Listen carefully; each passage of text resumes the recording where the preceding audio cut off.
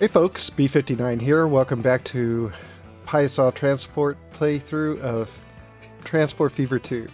And this is a great day because we are now in 1885 and the Frontenac has unlocked. And so that is going to be the mainstay of our passenger service at Piasa Transport from this day forward. You can see our very first one here at dock in St. Louis, and I have upgraded the St. Louis to Chicago line, but that's all I've upgraded at the moment. The Frontenac, and you can also see the old Riggy coming in on the other dock, and it's coming up on the Cape Girardeau, Memphis line, and it's getting ready to drop off a lot of passengers and pick up a bunch more too. So we're gonna let this Frontenac leave the dock here, and we're going to just chat a bit about steamboats on the Mississippi. And the Frontenac was not one of those steamboats. The Frontenac was actually built for and operated on Cayuga Lake in New York. It did operate as both a passenger and freight service, but it was a lake boat, and you know, it looks a little bit different than a lot of the steamboats that were on the Mississippi River. It's not quite as big as a lot of them. It was only 135 feet long. It carried 350 passengers. In the Transport Fever version, it carries 85 passengers, which proportionally is probably just about right. The Frontenac ran on the lake for a number of years and kind of had a tragic end in 1907 when it caught fire out in the middle of the lake, as so many steamboats did, and ended up the captain drove the boat onto shore. So he steered it, away from the middle of the lake and to shore, grounded it in about 5 feet of water, and all of the people jumped off the boat. There were 50 passengers with 12 crewmen aboard. All but 8 passengers survived. And the 8 passengers were all women and children. The women were wearing heavy dresses and they had a very hard time swimming to shore. So that's a very nice, nice boat, but it isn't exactly like the steamboats that plied the Mississippi.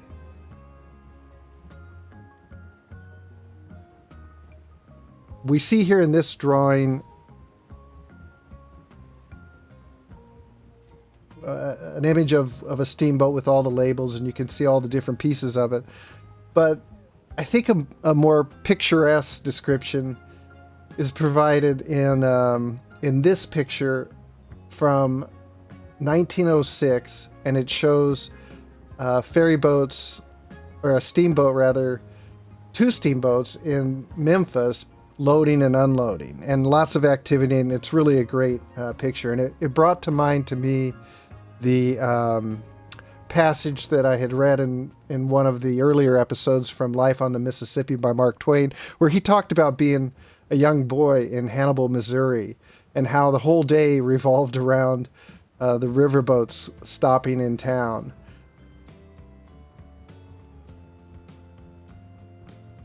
He then went on to describe the boats, and he said this: "And the boat is rather a handsome sight too. She is long and sharp and trim and pretty. She has 2 tall, fancy-topped chimneys with a gilded device of some kind swung between them, a fanciful pilot house, a glass and gingerbread perched on top of the Texas deck behind them. The paddle boxes are gorgeous with a picture or with gilded rays above the boat's name. The boiler deck, the hurricane deck, and the Texas deck are fenced and ornamented with clean white railings. There is a flag gallantly flying from the jackstaff. The furnace doors are open and the fires glaring bravely. The upper decks are black with passengers. The captain stands by the big bell, calm, imposing, the envy of all. Great volumes of the blackest smoke are rolling and tumbling out of the chimneys, a husbanded grandeur created with a bit of pitch pine just before arriving at town. The crew are grouped on the forecastle. The broad stage is run far out over the port bow, and an envied deckhand stands picturesquely on the end of it with a coil of rope in his hand. The pent steam is screaming through the gauge cocks. The captain lifts his hand. A bell rings. The wheels stop. Then they turn back, churning the water to foam, and the steam is at rest. Then such a scramble as there is to get aboard and to get ashore, and to take in freight and to discharge freight, all at one and the same time, and such a yelling and cursing as the mates facilitate it all. 10 minutes later, the steamer is underway again, with no flag on the jack staff and no black smoke issuing from the chimneys. After 10 more minutes, the town is dead again, and the town drunkard asleep by the skids once more. So there were a lot of famous steamboats on the Mississippi River system, and one of the more famous ones was the Natchez. And rather, the Natchez was a series of steamboats. There were 8 different boats, and beginning with the second of those 8 boats, they were all built for and owned by Captain Thomas Leathers, and they were all built out of Cincinnati after the first one. And they didn't last that long. Some of them operated for as few as 6 months, and they'd sink or they'd rot or they'd catch fire in a cargo wharf fire, and they'd maybe collide with another boat. So they had a lot of calamities or misfortunes, and sometimes Captain Leathers just sold one to build and buy a bigger one. They were quite a bit bigger than the Frontenac. The 6th Natchez, which was built, I think, right around 1860 or so, was 273 feet long, and it carried 5,000 cotton bales. So it was over twice as long as the Frontenac.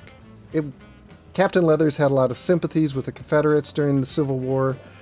He actually transported Jefferson Davis often to and from his river plantation, and the then version of the Natchez was transporting troops for the Confederates.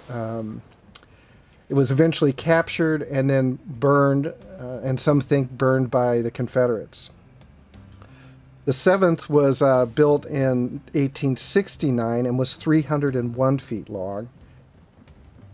She served for almost 10 years, one of the longest serving ones, and again under Captain Leathers. And it was the subject of one of the more famous races, steamboat races on the Mississippi. It was a race between New Orleans and St. Louis, and it was between the Robert E. Lee and the Natchez. And it was memorialized in this iconic lithograph by Currier and Ives. The Robert E. Lee won that race, but there was a lot of controversy about it, and so, that's how those things go to this day. I think people disagree on kind of the circumstances of it. But be that as it may, I think we got to get back to work on our Piasa transport service, and what we're going to do now is start to upgrade some of our lines. And the first line we're going to upgrade is the passenger ferry service on the Ohio River. And let's just find that here. Here it is. Ferry passenger Ohio River service.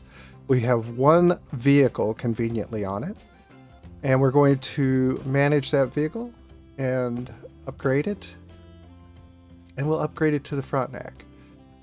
I think we looked briefly at the Frontenac in one of the earlier episodes, and we see it has a top speed of 17 miles per hour compared to 16 miles per hour for the Riggy, so not a lot of difference there. It does have a capacity of 85 versus a capacity of 70, which actually may come in handy on this particular run, as we were starting to beat the burst at the limits on some of the stops. And it only carries passengers, which was not true of the original Frontenac, which carried both passengers and goods. So we will upgrade this, and it will cost us over $500,000 just for the upgrade. And the other thing we're going to do... now, let me find it again.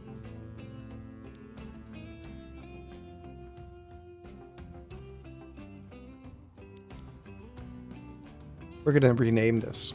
We're going to name it the Natchez, in honor of Captain Leathers and in honor of these boats all being built on the Cincinnati River. And by the way, when I'm honoring Captain Leathers, I'm not honoring for his Confederacy ties, because that's kind of like the farthest thing from my views on the world. But anyway, he was a colorful character. It was a colorful boat and a beautiful boat. Okay, so where else do we have passenger services? Well, we do this line between St. Louis and Memphis as well.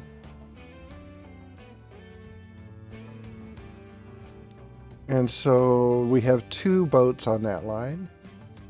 And we're going to go ahead and replace those as well with Frontenacs. And I think that might be all of our passenger ferry lines. Let's just take a peek here.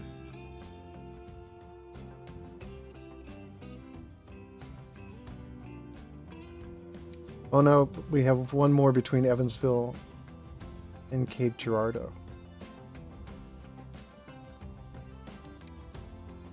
And that one is not a very well-traveled line, but, you know, we're just going to make sure all of our passenger ferries from here on out are Frontenacs. So we'll let the autosave do its thing. And hopefully the, yeah, it looks like it got upgraded. And then I think the next thing we really want to do is start to think about expanding our passenger ferry service. So we have a couple of options here. We can, and I think we will start by going up the Missouri River here all the way to Kansas City. And I think we left ourselves enough room here so that we can get under that bridge, but let's just double check. And yeah, indeed, it looks like we did. So what we're going to have to decide here is, do we want one ferry service that serves both Jefferson City and Columbia? And the answer to that is yes. And then the other question is, who gets the service? And it might come down to who has the best spot. It'd be nice to get a spot kind of right between the two of them, as that would expedite our public transport. And this spot right here might be that spot.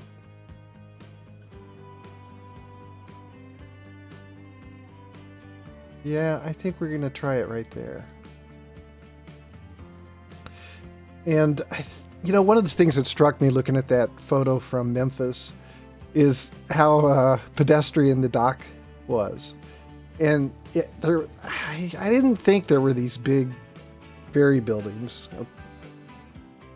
in real life, and there weren't. So I think we're going to kind of copy that in these places, because in 1885 that's the way it was. And so that means I'm going to bring these out pretty far,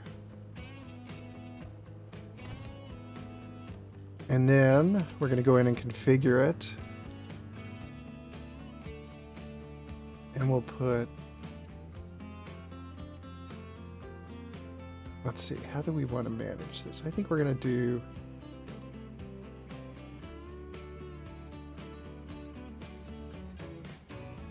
I wonder if that would work.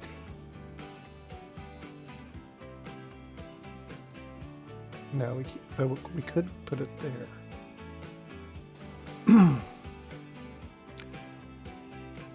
It's kind of interesting. I think what would be even neater is if we could... All right, more experimenting, folks. We're going to do this. We're going to do this.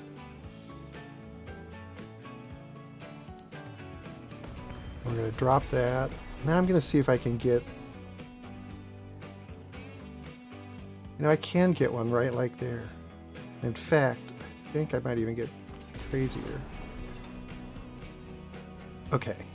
I think that's what we're going to do. But we could even get it in a little closer. But I don't think we need to. We'll put it right here. We'll take out this end dock. And let's see if we can get a landing on here. We can. And then let's also clean this up a little bit if we can. Will that fit?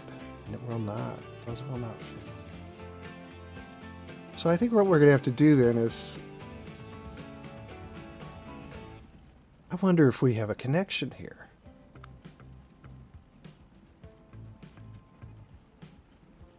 I wonder if we have a connection. You know what? I'm going to try something.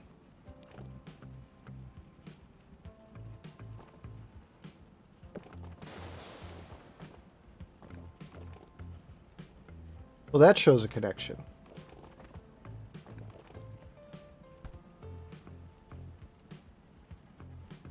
Kind of what I wished I had done.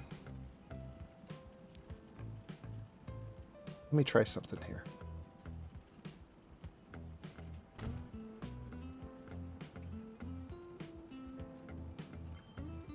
So, you know what I think we might be able to do here?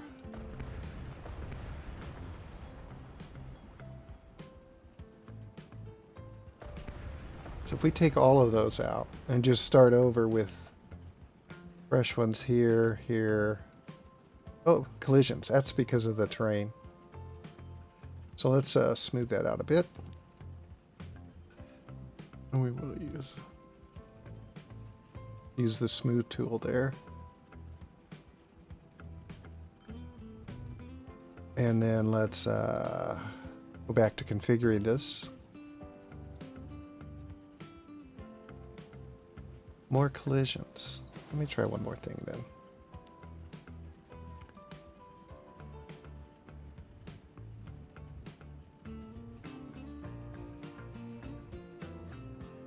Well, that's nice and ugly, but we'll fix it up afterwards if we can get this to work. What are all these collisions? More collisions, more collisions.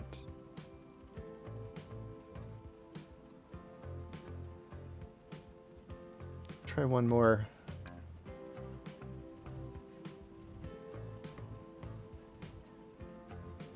I kind of feel like it might be coming out this direction.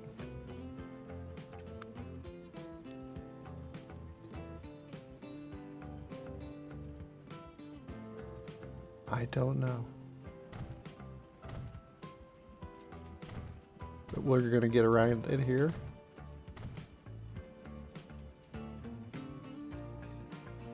Okay, that's what we're going to do. I think we're going to have a very interesting time getting the road up, and we might have to do some significant road work, but nonetheless, we have that up, and now I'm going to go back to the terrain tool, and I'm going to fix all this. And what we're going to do is we're going to just go ahead and treat these as little grass patches there, a little park. We could even put a couple of trees in them if we wanted.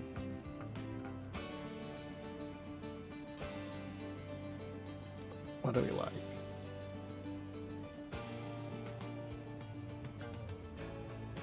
Yeah, a couple of oak trees.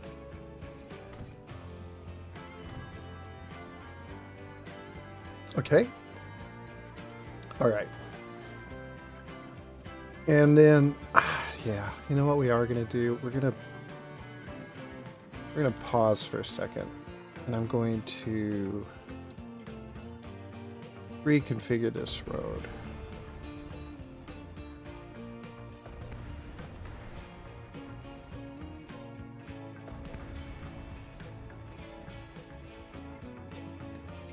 Let's see if this will do what we want it to. Try curved.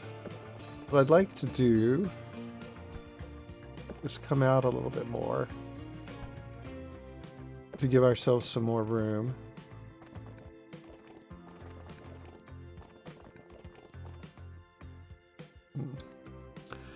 It gave us a little bit more. Question will be, can we get up to the road?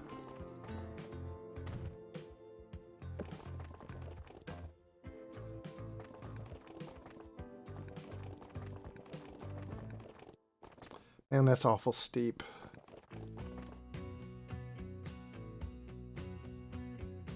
That's awful steep. I think I want to try that again. And I think I'm going to go ahead and take that all out. Sorry.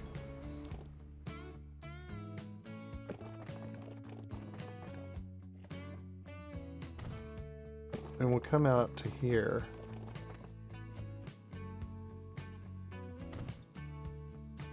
This should allow us a bit of a more gentle slope up. It's still steep. But, you know, that's probably partly due because we tried to pick the highest spot for this bridge. Best intentions and all that. Okay, but that's not too bad there. And then we'll put a... this just about merits a station.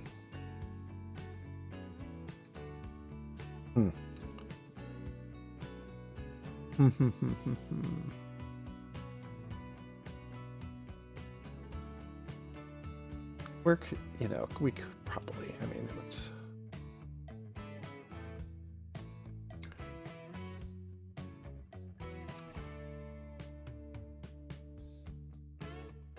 Yeah, these are ridiculous.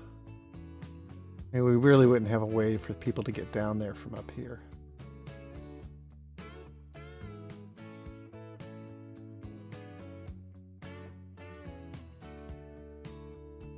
Yeah, none of these are good options. So you know what we're going to do? We're just going to stick with a plain old bus stop. We'll get one on each side of the road. And we'll just keep enough buses on it to keep it happy. And let's see, I don't think we have any transport service today. Or rather, any passengers transport service. But I do think it might be time to clear up this line. So right now we're going right through here. We don't want to go through here. We're gonna reroute you up to there, buddy.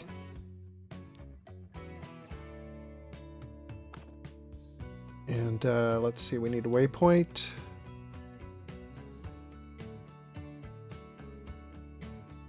Yeah, I think the other thing we're gonna do is we're gonna fix this bit of road up a bit.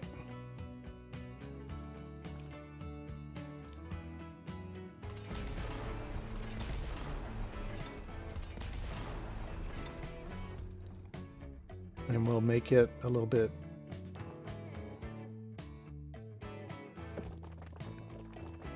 more like this. And let's go ahead and upgrade this other road. Here,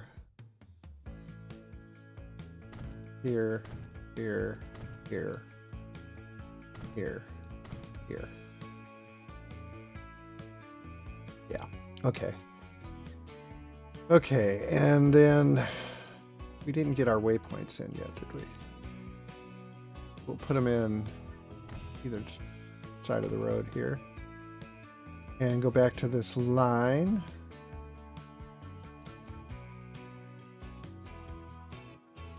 And let's see, what was it called? Let's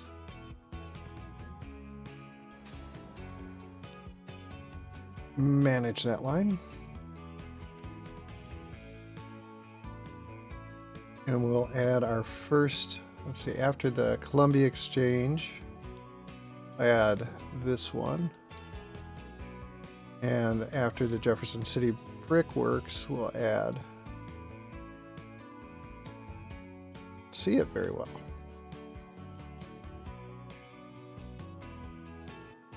This always happens, I get them too far, too close. There we go. Okay, that line is now not going through the heart of downtown. Has quite a few trucks on it anyway, so it would be good not to have it clog that up. But we do need to get a passenger service that is going to pick up passengers in Columbia and take them to the harbor. That will probably be used as a connection for people to go to Jefferson City as well. So let's see, let's get this in. We need a stop here. And do we need more than one?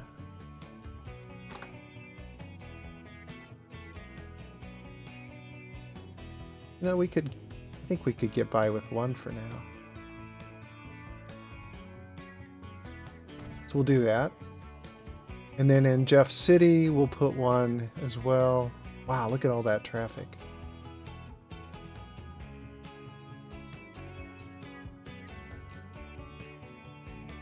Let's see, where do we want this to go? And this is a very centrally located spot. So we'll put it there. By the way, I don't know if I've mentioned this before. I did switch over to the Distinct Icons mod, which I am finding to be a lot easier to easily distinguish my cargo and passenger lines or stops. Now let's see. These are all individuals.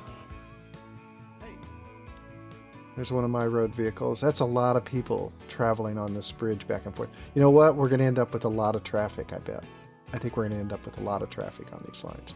So let's get our lines in. And we will do the Columbia. That's all it does.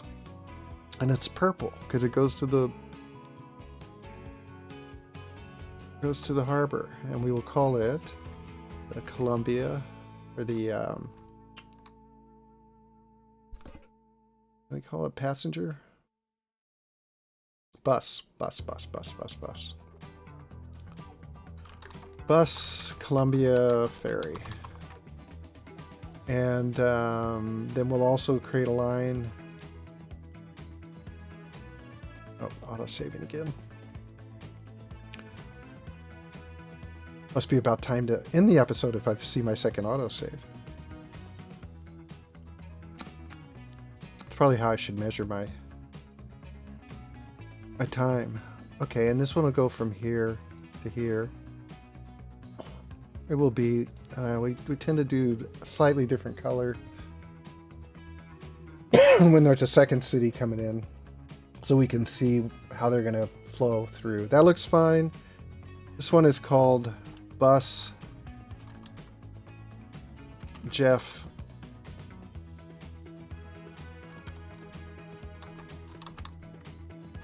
Ferry.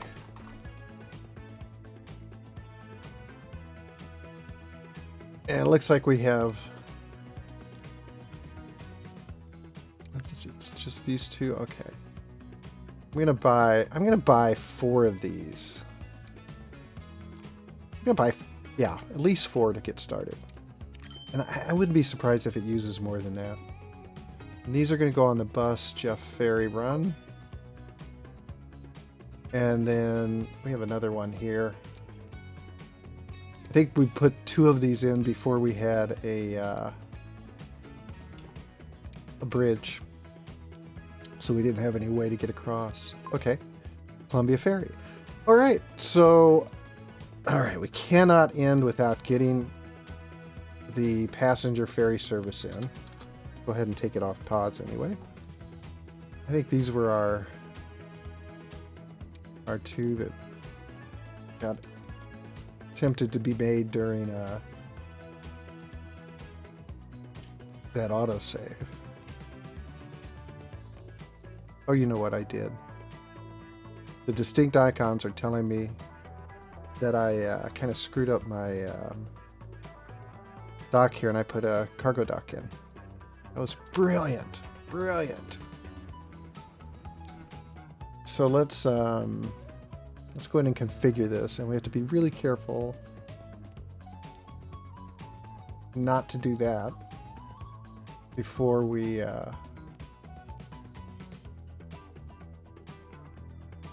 put that in. And then we can dump that. I was going to do it again, wasn't I?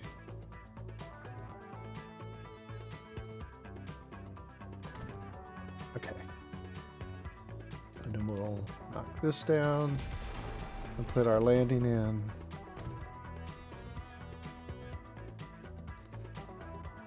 And go back to our line creation, starting in St. Louis, then going up here to Jeff City, or rather Columbia. Make this one blue. And we don't have to tell them anything because they're passenger lines. They just know what to do. And we will pop a new boat on. Is this our nearest boat harbor? Looks like it is. I'm really surprised I didn't put one in there closer to St. Louis. And for now, we're going to just start with one boat.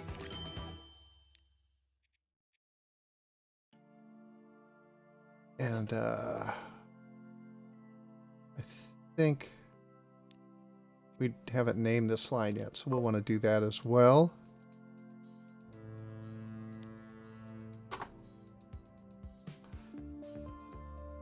And we'll call it the Passenger Ferry St. Louis to Columbia. And this is going to start to open up more destinations for people in Springfield who really like to travel, and in all the other spots here as well. Go ahead and name this. And since it's going to be the only one running up the Missouri, at least for now, we'll leave it at that. So we're out of time today, but next time we will extend this line up to Kansas City. And also continue some of our other work as well. So here's one of our passenger ferries between St. Louis and Chicago. And, but you know, kind of, let's see, what are you? Cargo. Kind of hoping we could get one coming into, one of our new ones coming into Memphis, like the picture that we saw. But you know, this is a nice picture because it's got the two boats together. So I'm going to leave you with that. Quite iconic view of steamboats going down the Mississippi River towards Memphis. One a big beautiful passenger boat, and the other cargo boat. Well, thank you, folks. Hope you enjoyed this little history excursion and a closer look at steamboats, and I will see you all next time.